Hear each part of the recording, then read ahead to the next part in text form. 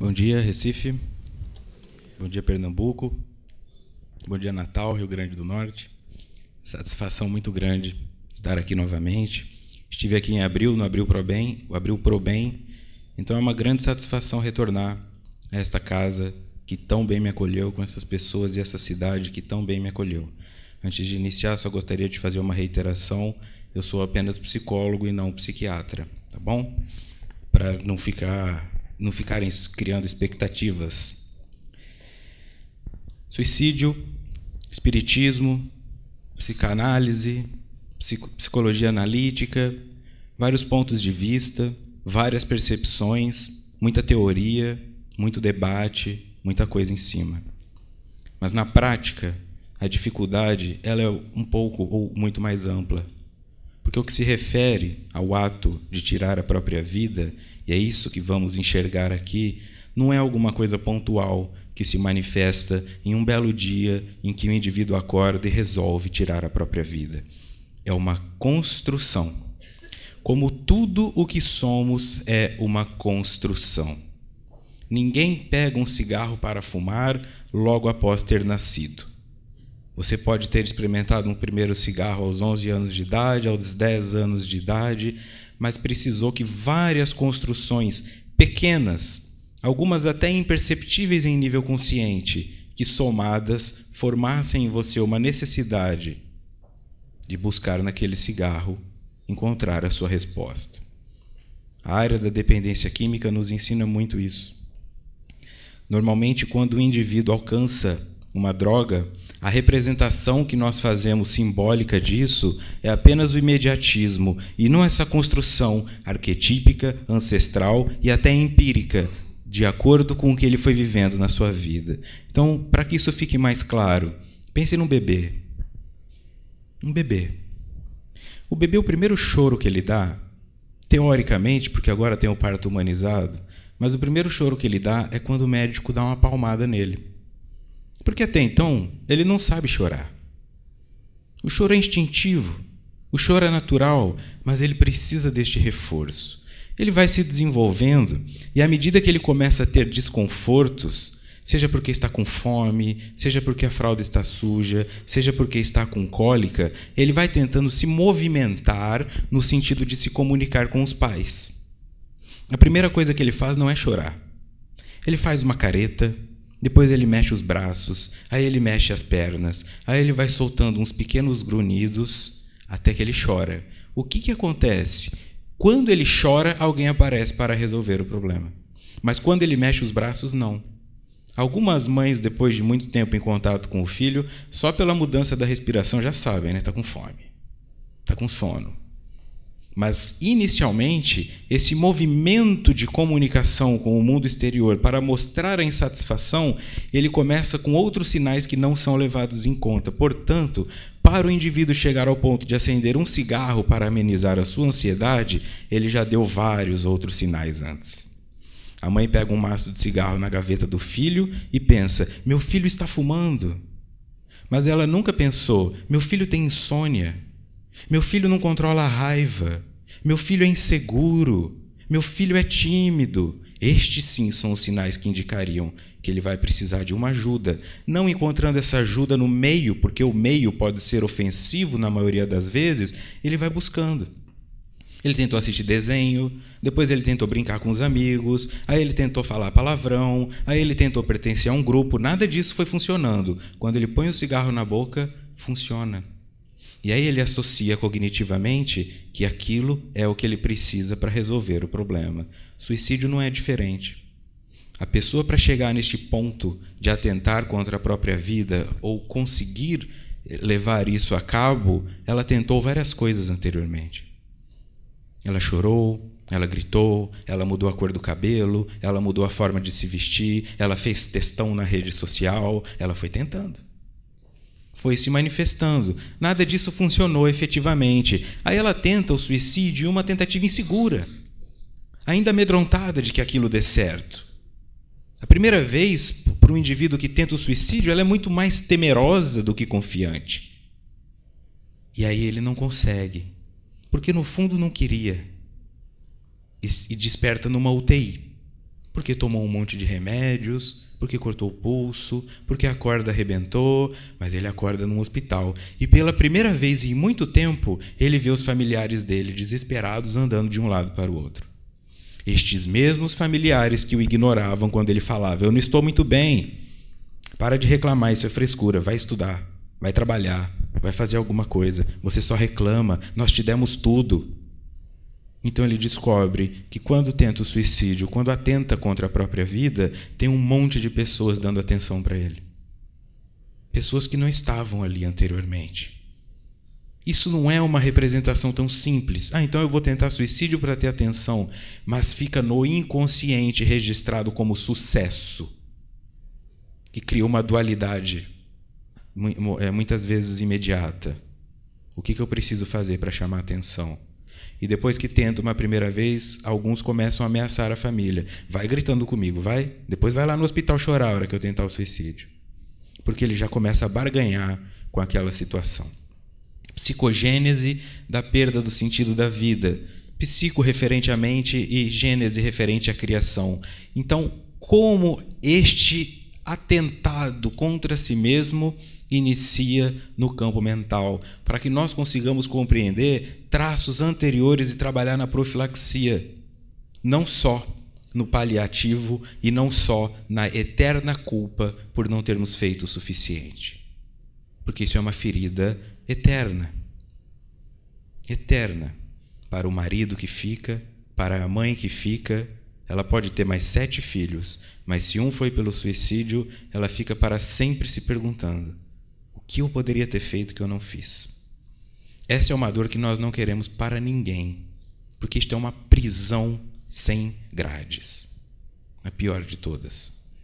Em nenhum momento você acha que a liberdade vai aparecer para você.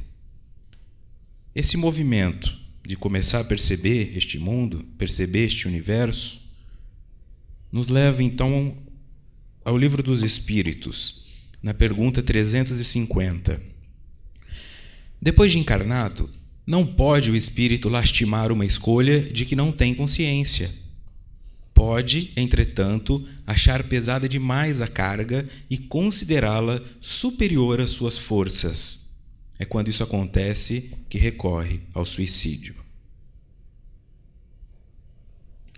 Segundo os espíritos e Kardec, o que leva o indivíduo a recorrer ao suicídio, vejam bem, ele recorreu a várias outras coisas. A várias outras coisas. Até o comportamento histriônico de falar: um dia eu vou embora daqui, vocês vão sentir falta de mim, hein? Queria dormir uma semana. Queria dormir e acordar com isso resolvido. Dormir uma semana não é sono, é coma. E se você começa a pensar em se desligar por uma semana, isso é um direito seu, porque temos o livre-arbítrio.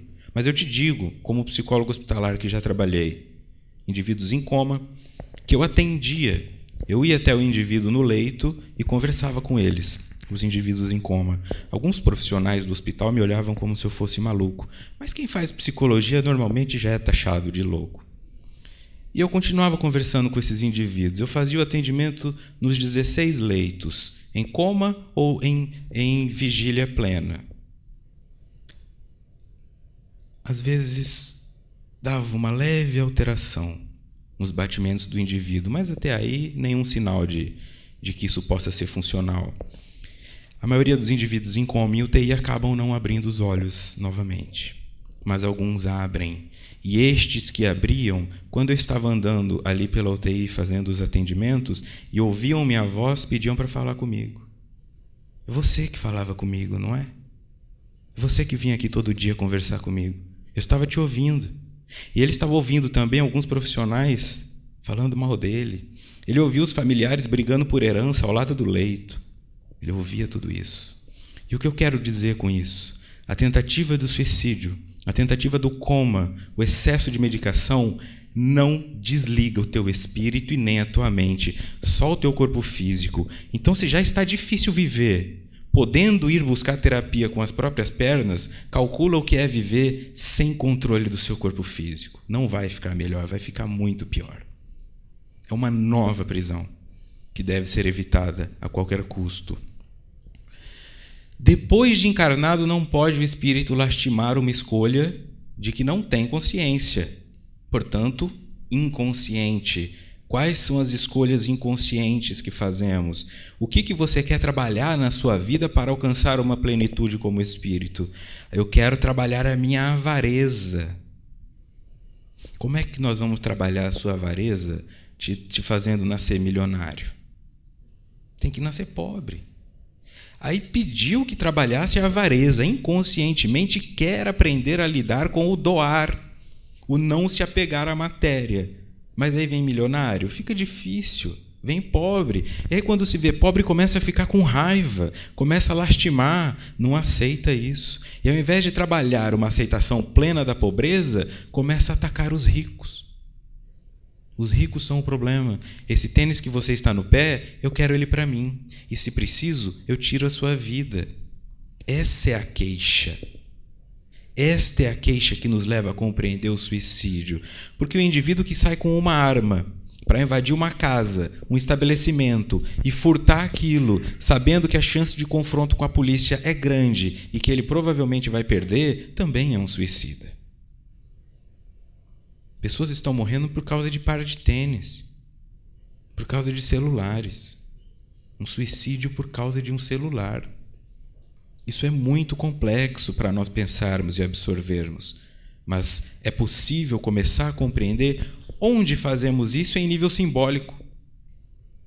O que eu estou carregando para achar que essa carga é pesada demais se eu encontro na palavra que Deus não dá um fardo maior do que eu posso carregar?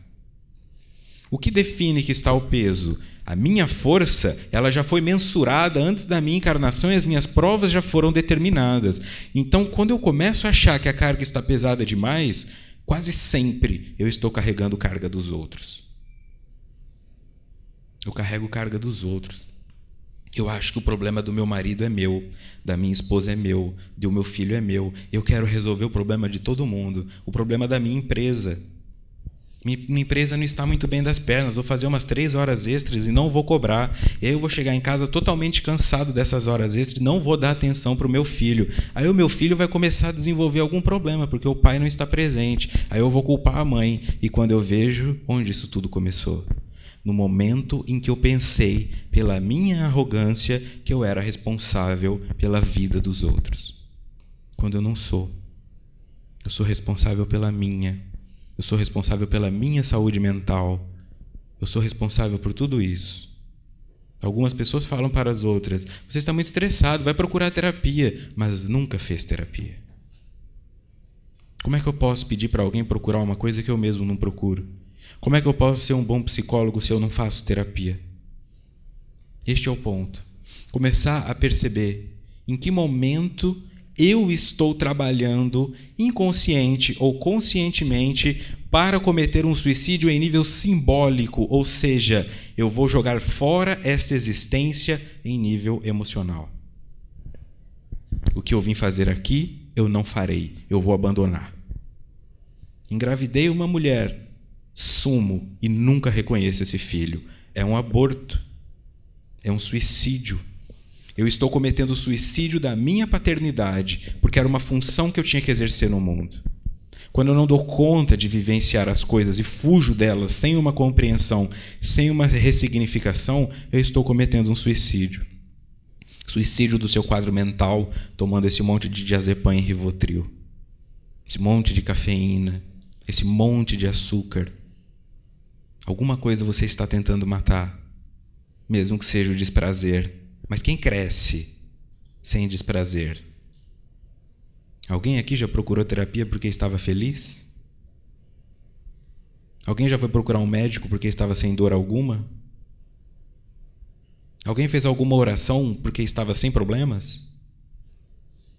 É no desprazer que procuramos compreender o que nos está fazendo mal e buscamos soluções para aquilo. Se eu anulo o desprazer da minha vida, eu caio em um estado de estagnação plena.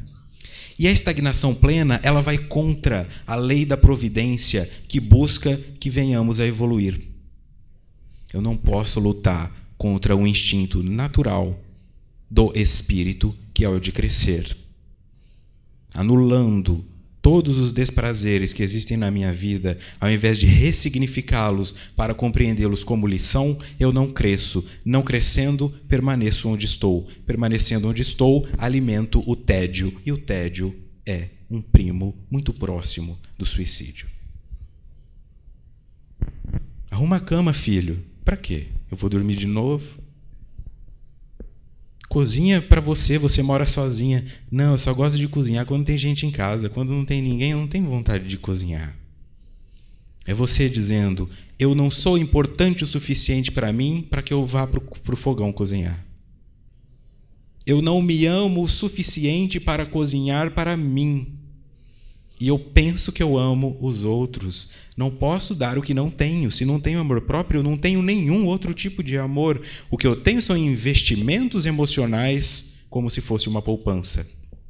Eu cozinho para o meu filho, cozinho para o meu marido, cozinho para a minha esposa, vou fazendo isso tudo. Quando eu estou sozinho, eu não cozinho para mim, eu como um pacote de alguma coisa. Eu penso que eu estou fazendo isso porque eu amo essas pessoas. Em dado momento, essas pessoas se viram contra mim. E o filho fala, mãe, estou indo embora de casa, vou morar com a minha namorada. Mas que ingratidão. Tudo que eu fiz por você. Estes somos nós, indo na boca do caixa do sentimento do outro, querendo sacar com juros aquilo que investimos. Portanto, isso não é amor. Isso é uma previdência e não providência. O amor próprio é o que define. Se eu consigo fazer apenas para mim o que eu faço na presença dos outros, então eu posso dizer que concebo o que é amor. Se eu não consigo fazer isso, então eu estou numa ilusão. Não posso dar aquilo que não tenho. Está pesada demais a carga? Solta essa sacola que é da sua esposa. Mas coitada, o que ela vai fazer? Igual todo mundo vai fazer, vai buscar ajuda e vai encontrar em si. Se você fizer por ela, ela nunca vai crescer. E quem já esteve em um relacionamento assim sabe. Você entra em um relacionamento com uma cabeça, um emocional, uma maturidade. E aí você vai crescendo e o outro não. Você estuda, você sai, você faz caminhada, você muda sua alimentação, você busca coisas e o outro só está lá assistindo reprise das séries. Mesma reprise. Depois de um tempo, aquela pessoa começa a desaparecer para você. Ela vai desaparecendo aos poucos, até que o sentimento não exista mais, porque ela te irrita. E você não consegue ficar com ela. Este é o ponto aqui. Quando você pensa que está carregando as pessoas para que elas permaneçam ao seu lado, é onde está a ilusão. Na verdade, você está caminhando em direção ao crescimento, só que ao invés de ir de frente, você está indo de costas. Tem a sensação de que o outro está ali, mas pouco a pouco ele vai ficando mais distante, até que fique tão distante que para conseguir falar com ele tem que gritar. Aí o pai entra na cozinha, o filho está na cozinha, eles estão a 3 metros de distância, mas precisam gritar para se ouvir. Já falei para guardar um Nescau ali? Mas eu guardo o Nescau onde eu quiser. Enquanto você morar sob a minha casa, vai viver sobre minhas regras. Estão a 3 metros de distância, mas completamente distantes emocionalmente. Então, carregar uma pessoa com a ilusão de que ela permanecerá ao seu lado só vai te gerar um distanciamento tão grande que vocês não conseguirão mais se ouvir. Tem que deixar cada um seguir o seu próprio caminho, sem abandoná-los, podendo servir de modelo, orientando, mas se a vida está pesada para você, algumas dessas cargas não são tuas. No livro A Terra e o Semeador, na página 130, a teoria do suicídio. O suicídio para nós, os cristãos, é algo de ingratidão para com os poderes supremos que regem os nossos destinos. O suicídio, para aqueles que conhecem a importância da vida, impõe um complexo culposo muito grande na consciência. Por que é ingratidão? Porque eu tenho um ponto de vista. Eu quero conceber o que é Deus. E para que eu consiga conceber o que é Deus, eu tenho que me desfazer das imagens que me foram colocadas. Eu não posso pensar em Deus como um homem. Não posso pensar em Deus como um ser com imagem humana. Porque o que Deus cria é o Espírito. Imagem e semelhança. Não é isso aqui. Esse corpo é limitado demais. Eu não consigo saber nem o que se passa na minha nuca. Acha que Deus teria uma limitação dessa? Não sendo preso a um corpo físico, não sendo preso a uma imagem fechada. Então você desconstrói essa imagem de Deus e começa a acreditar no seguinte: ou Deus é perfeito, bondoso e imutável, ou não é Deus, porque esta é a definição de Deus. Não pode se alterar. O que se altera são as interpretações que foram dadas por indivíduos que se diziam emissários de Deus, a começar por Moisés. Estas interpretações são humanas, falhas, viciadas e manipuladas. Eu desconstruo, pensando que Deus é uma energia plena e contínua e não pode falhar, portanto, além de não falhar, ele não produz milagres, porque o milagre seria uma preferência. O que nós chamamos de milagre são causas naturais das quais ainda não temos informação suficiente para compreender. Mas não existe uma atuação em benesse de alguém. Você será curada do câncer porque eu gosto mais de você. Isso não existe. Nós queremos ter essa ilusão, mas isso não pode existir, senão não é Deus.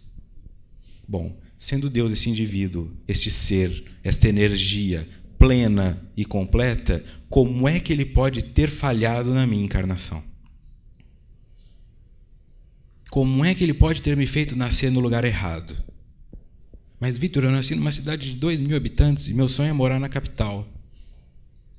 Ninguém errou. Você não entrou no ônibus errado, não te deram o ticket errado. Você está exatamente onde precisa estar. E quando vai na intenção de cometer o suicídio, seja ele biológico ou simbólico, você está dizendo para o universo: eu não confio na programação que me foi dada, portanto farei uma com os meus próprios pés. Por isto, ingratidão. É sua cegueira com relação ao que te foi dado que conta aqui. E não a sua onipotência tentando se manifestar como figura extremamente sapiente. Eu sei de tudo. Eu sei o que é melhor para mim. Tem mãe que fala isso até para o filho, né? Eu sei o que é melhor para você. Será que sabe? Começar a pensar nisso aí. Até que ponto eu tenho um controle pleno das experiências que eu estou vivenciando? Será que isso é para me fazer mal? O que quer que tenha vindo na sua vida, ou você acredita e fica grato por isso, porque é uma pena que está se cumprindo. Você imagina que um presidiário, quando o carcereiro vem tirá-lo da cadeia, ele briga para ficar? Se eu tenho uma pena, porque lá atrás furtei alguém, furtei um sócio, passei alguém para trás, tem uma dívida, e esta dívida é uma pena, e esta pena tem que ser cumprida. Enquanto esta pena não for cumprida, eu estou preso. Aí eu saio com o meu carro num belo dia, vem um indivíduo com uma Brasília toda enferrujada e dá no meio dele. E fala: eu não tenho seguro, eu não tenho dinheiro, eu não tenho nada. E eu perco aquele valor. E eu reclamo com Deus, eu quero bater no cara, e eu vou pôr o cara na cadeia. É isso que eu vou fazer? Eu estou livre naquele momento. Aquela porta amassada do meu carro é o pagamento da minha dívida. Mas eu quero lutar para ficar na cadeia. Então eu vou reclamar desse cara. Eu vou partir para cima dele. Eu vou ser um problema na vida desse indivíduo, sem levar em conta o que está por ali. A doença que chegou até você, a pobreza, a riqueza, a humilhação, são sua cura. Veio para te libertar desta dívida. Agora você não deve mais, você já passou.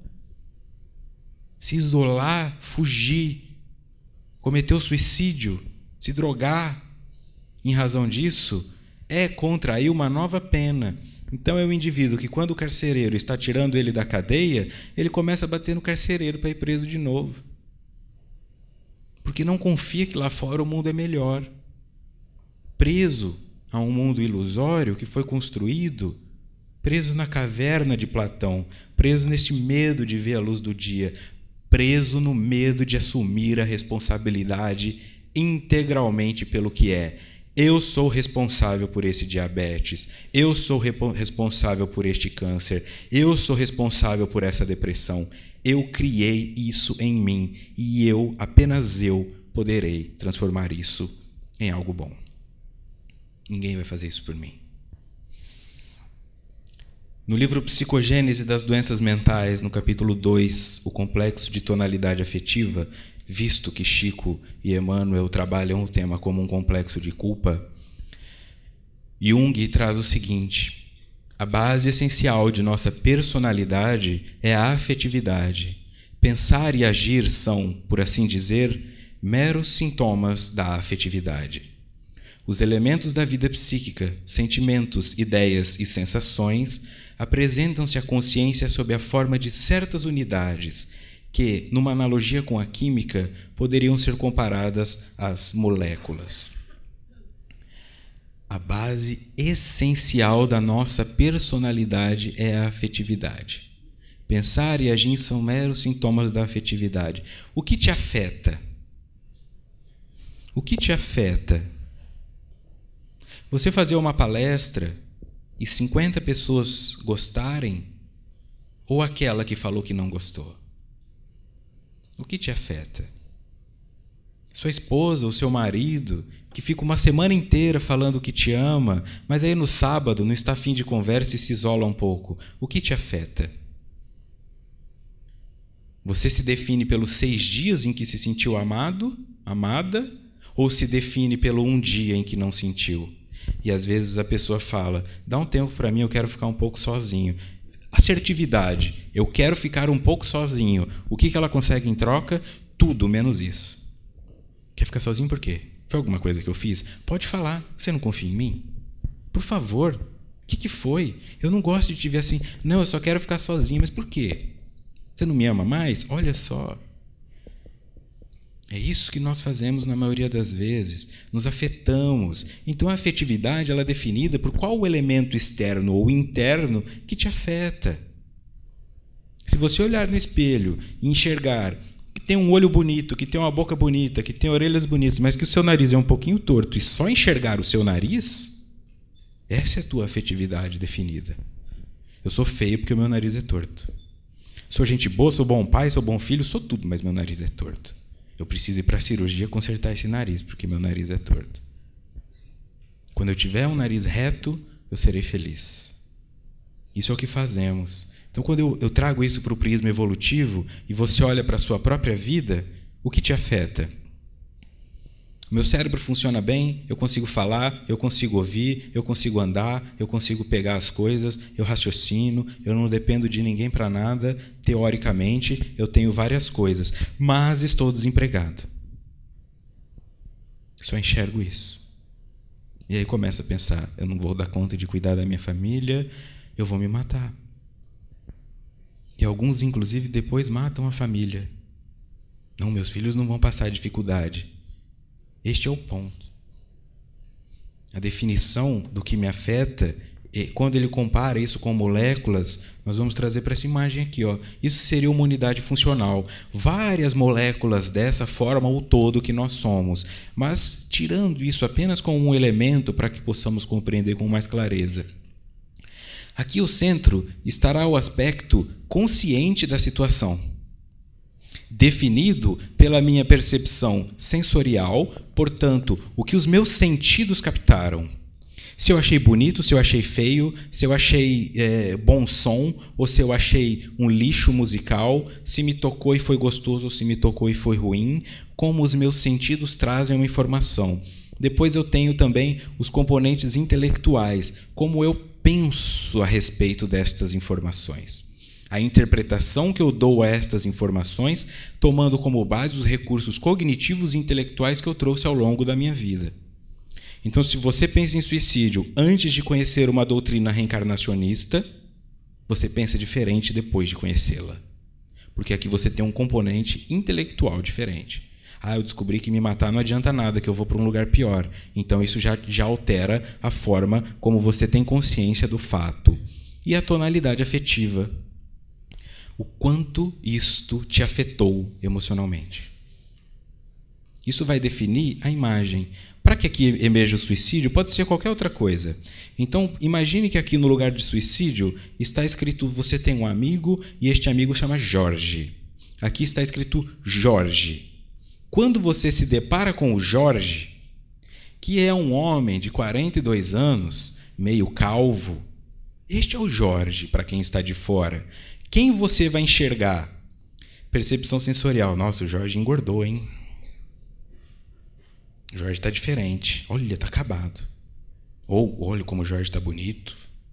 Está fino, está magro. Componentes intelectuais. Mas espera aí, o Jorge é aquele cara que me passou para trás. O Jorge me enganou. O Jorge saiu falando mal de mim. Tonalidade afetiva. O Jorge acabou com a minha vida. Lógico que esse pensamento ele vem assim, em um segundo. Quando você vê o Jorge, esses três aspectos se misturam e aqui dentro você vai enxergar o Jorge que você quiser. Ladrão, bandido. É um anjo na minha vida. É uma pessoa maravilhosa. Então isso vai funcionando com tudo. Esta tonalidade afetiva vão formando os complexos. Os complexos, então, vão se manifestando na nossa vida, dirigindo como devemos agir. É pelo complexo que eu ajo. Então, depois de um tempo, repetindo aquela situação, que eu me deparo com um sentimento específico que outrora causou um suicídio, eu começo a compelir o suicídio novamente.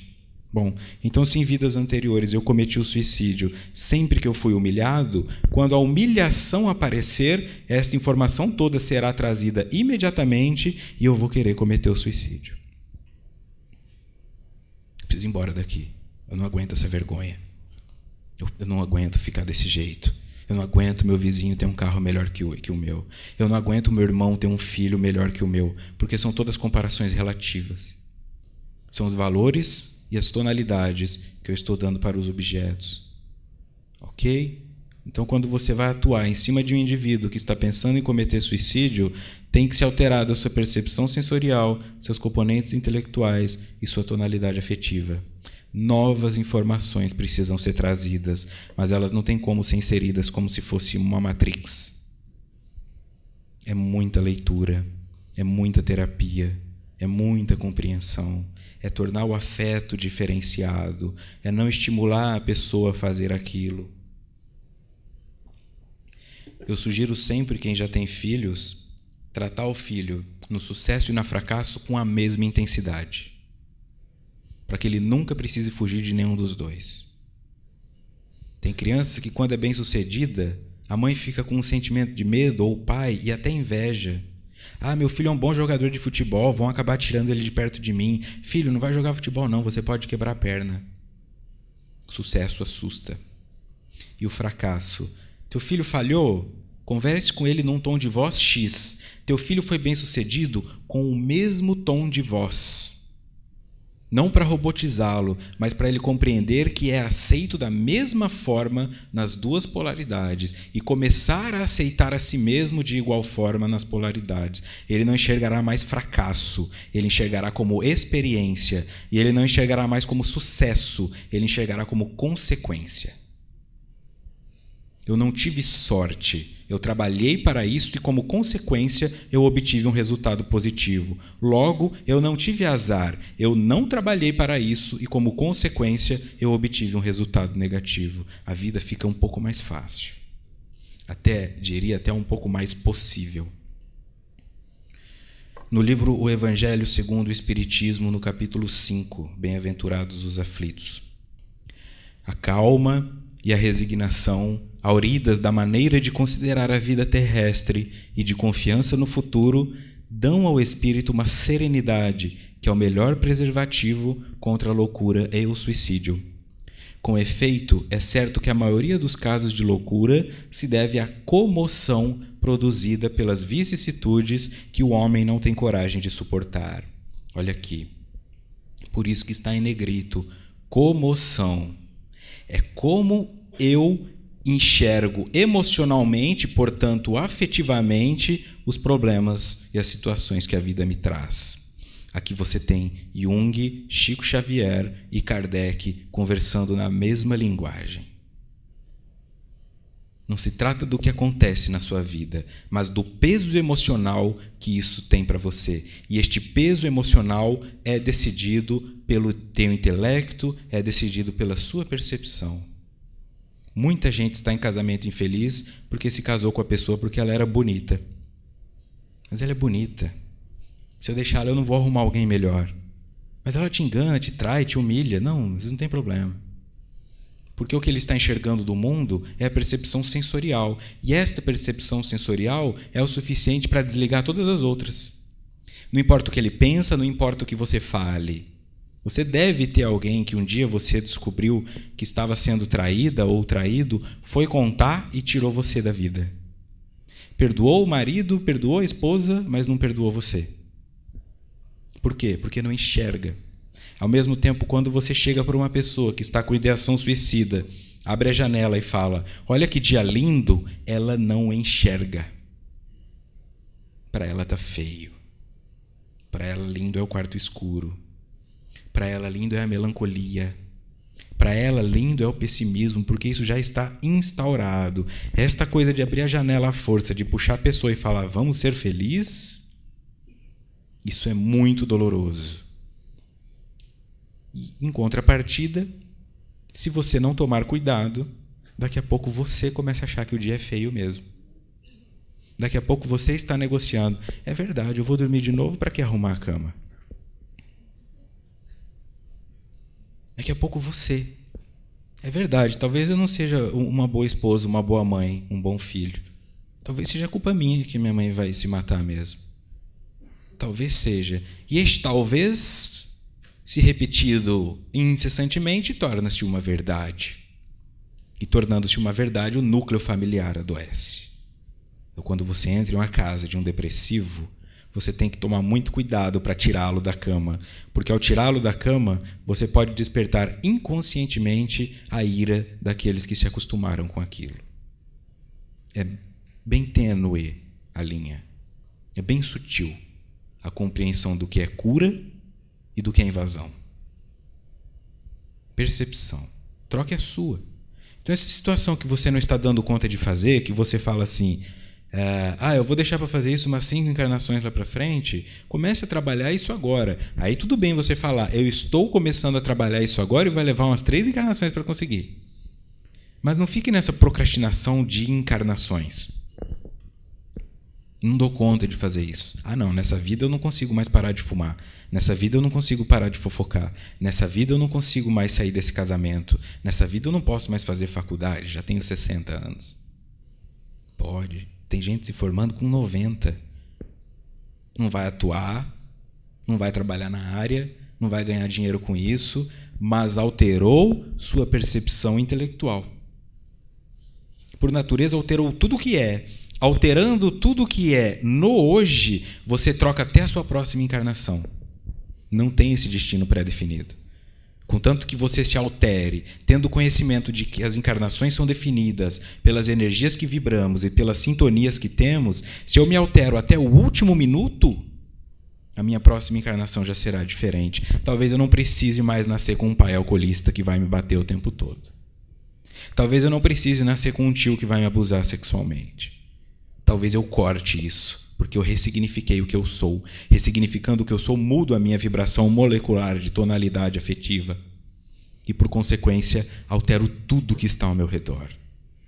Você não é novo, nem velho, nem nova, nem velha demais para nada. Você é um espírito imortal, em constante evolução, que não perde nenhuma informação que aprende. Teu cérebro pode não dar conta de reviver todas elas, mas o teu espírito é infinito em aprendizado.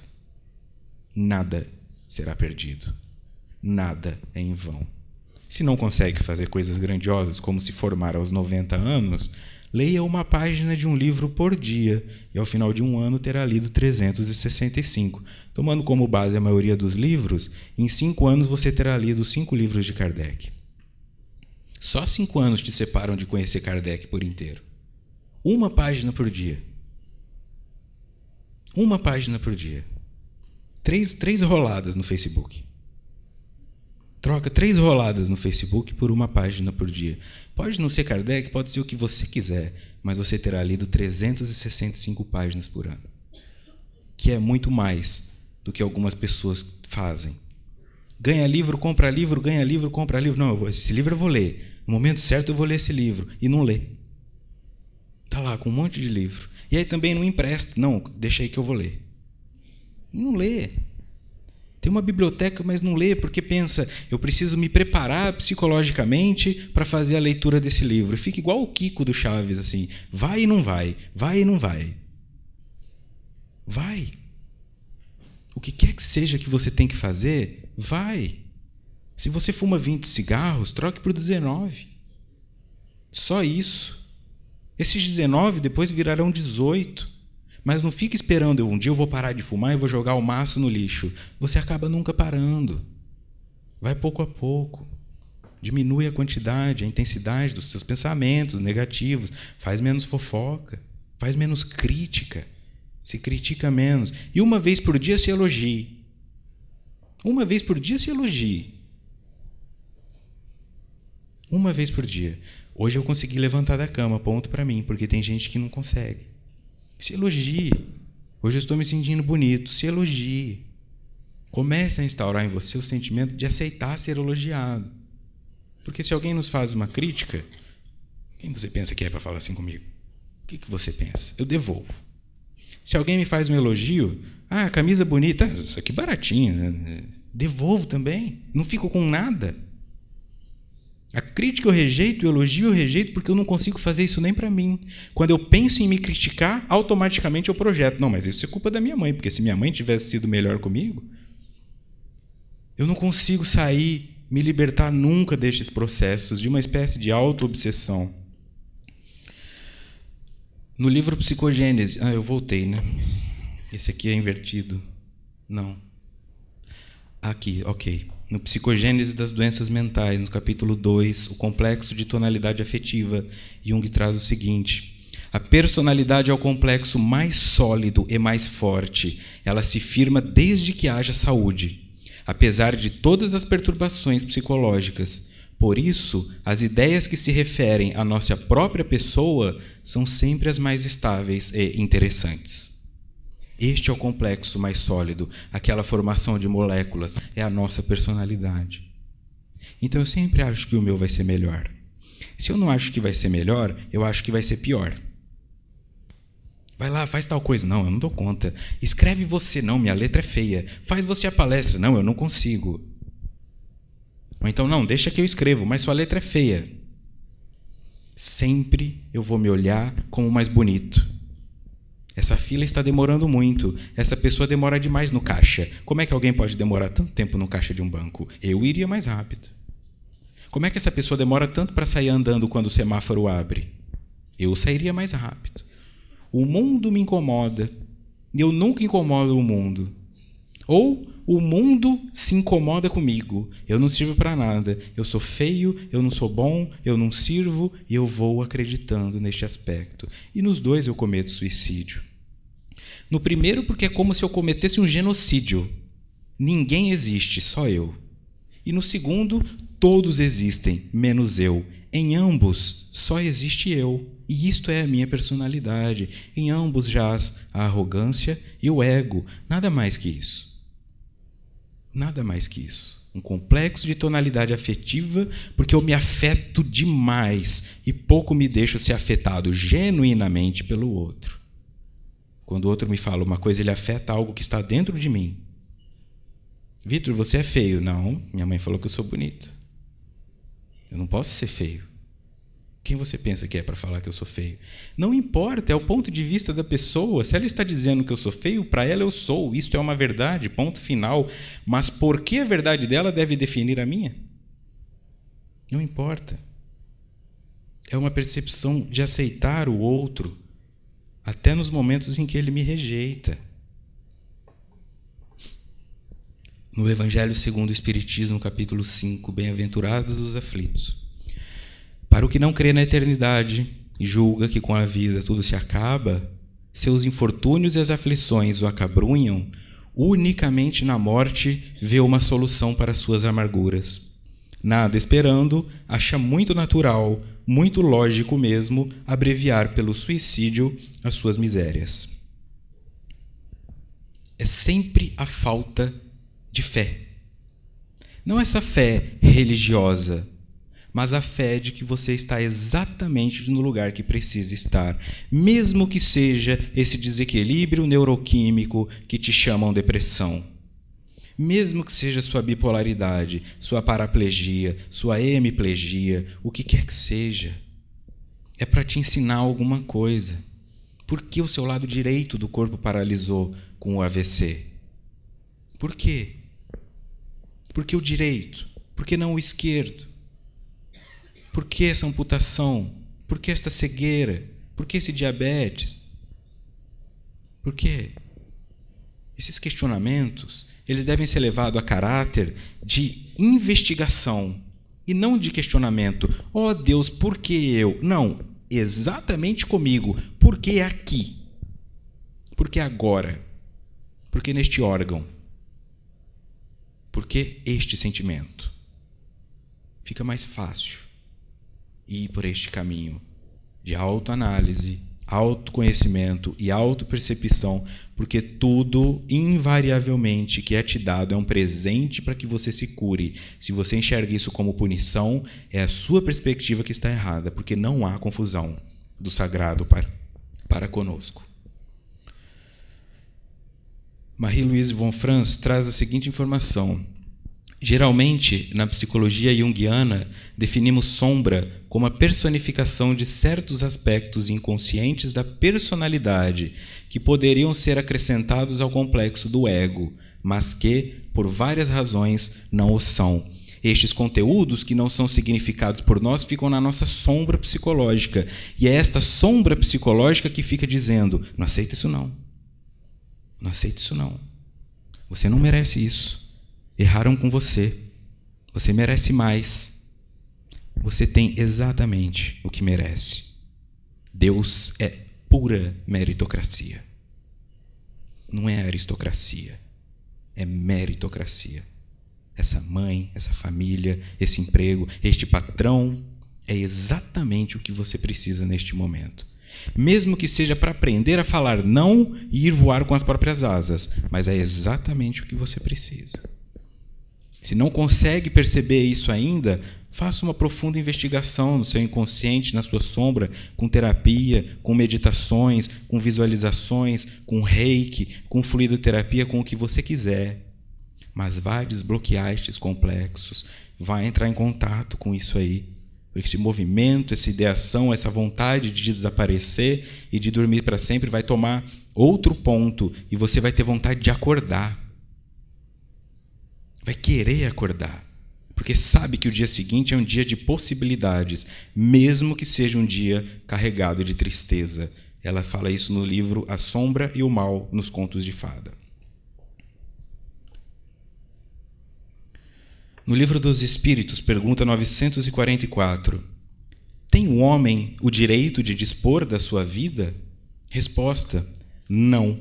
Só a Deus assiste esse direito. O suicídio voluntário importa numa transgressão dessa lei. E este é o ponto. Quando eu transgrido uma lei divina, eu estou me colocando acima de Deus. E acima de Deus só existe a loucura. Porque não existe o acima de Deus. Existe uma distorção do que é Deus. E quando eu distorço esse Deus, e esse Deus se transforma em um vilão dentro de mim, a minha fé vai para esse vilão. Eu estou em meio ao caos e eu preciso fazer algo para me tirar dele, porque Deus não está me protegendo. Deus errou comigo. E este é o ponto importante aqui, que Marie-Louise von Franz também traz o seguinte neste mesmo livro. A ideia primitiva de que alguém que comete um assassinato ou crime terrível não é realmente ele mesmo e faz algo que só um Deus poderia conseguir, expressa muito bem essa situação. No momento em que uma pessoa comete um assassinato, ela se identifica com a divindade e não é mais humana. É isso que acontece. Não pode existir vácuo. Não pode existir um espaço sem nada no universo, porque Deus é onipresente. como energia, como força. A partir do momento que eu tomo a função de cometer um assassinato, mesmo que seja assassinar este corpo físico, que não é meu, me foi emprestado, assassiná-lo como quer que seja, incluindo entupindo sua artéria com picanha, neste momento eu estou assumindo o papel de Deus, porque eu me desconecto da figura divina, que existe como símbolo, como arquétipo. Então esse espaço que fica vago não pode ficar vago, ele é preenchido pelo meu ego. Nesse momento eu estou entrando em contato com a loucura, não a esquizofrenia de sair na rua arrancando a roupa, mas a loucura de me colocar em um universo onde não existe nenhum tipo de auxílio ou conexão entre as coisas, o que eu chamo caos. Nesse momento de caos, eu fico, como diria a letra dos Titãs, protegido pelo acaso. O acaso vai me proteger enquanto eu andar distraído. É o acaso que me protege. Aí eu começo a achar que tudo foi coincidência, que tudo foi azar, que tudo foi isso, que tudo foi ao acaso. Olha que azar, fiquei com câncer. Olha que azar, meu filho desencarnou. Olha que azar, minha esposa me deixou. Não é azar. Eu me coloco como Deus no mundo. Me colocando como Deus no mundo, minha fé fica voltada totalmente para mim. Como sou falho, impotente, estou em processo de crescimento, no momento em que a minha percepção falhar, eu vou ficar completamente inseguro, como se estivesse no espaço, sem saber o que é em cima, o que é embaixo, o que é em pé e o que é deitado. E nesse momento, tudo pode acontecer, inclusive o homicídio, o suicídio, o abuso de substância, o que quer que seja. Porque eu assumo o papel de Deus. E para encerrarmos,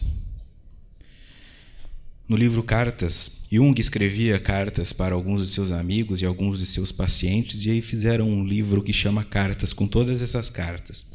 Em uma carta que foi escrita dia 10 de julho de 1946, ele escreve o seguinte: a ideia de suicídio, mesmo que compreensível, não é louvável para mim. Nós vivermos para ganharmos o máximo possível de desenvolvimento espiritual e autoconsciência. Enquanto for possível viver, mesmo que em um grau mínimo, devemos nos apegar a isso, para que possamos desenvolver a nossa consciência.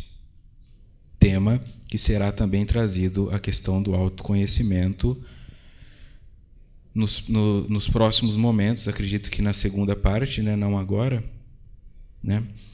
A Ercília trará esse tema de autoconhecimento, porque isso tudo é importante. Eu preciso saber quais são os pontos que estão formando este sentimento que se manifesta como vontade de cometer suicídio, ou como vontade de desistir, ou como vontade de abortar um projeto. Eu não vou fazer isso, eu não vou fazer aquilo. Eu faço a matrícula na academia e não vou. Eu me matriculo na escola de idioma, fico uma semana e paro. Este movimento ele acontece por uma tonalidade afetiva registrada de forma dolorosa, amedrontada ou culposa. Ressignificá-lo implica olhar para ele. Compreendendo este processo, eu desenvolvo habilidades de trazer novas informações, novas leituras, novas pessoas, novos hábitos, novas pessoas e lugares. Fazendo tudo isso, eu altero o que está dentro de mim. Alterando o que está dentro de mim, eu altero a forma como eu enxergo e represento o mundo dentro de mim. E, por consequência, o que era suicídio pode virar motivação. E o que era ingratidão pode virar gratidão. Joelho no chão. Muito obrigado por essa doença. Muito obrigado por essa riqueza. Muito obrigado por este filho. Muito obrigado o tempo todo, não importa o que seja. Agradeço a oportunidade. Na segunda parte, no período da tarde, conversaremos um pouco mais. Por enquanto, muito obrigado.